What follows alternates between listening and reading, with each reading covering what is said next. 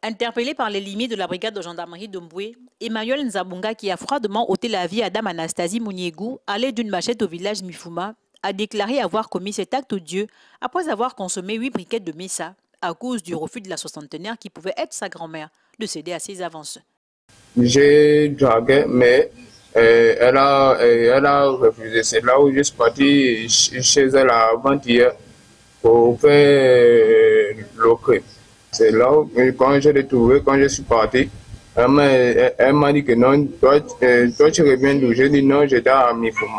Oh non, à Mifuma, tu es parti faire quoi à Mifuma? J'ai dit que j'étais chez un grand qui m'a amené pour boire les messas.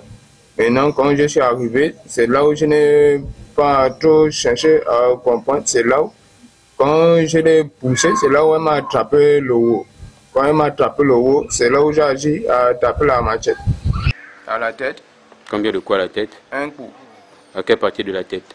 Ici. Ici. Ok. Maintenant, ici là, un coup. Maintenant, au coup, 2 coups. Comme toujours, le diable est pointé du doigt pour se justifier. J'ai été en fait dans le... Je ne sais pas quel diable qui m'a appliqué, pourquoi j'ai agi comme ça.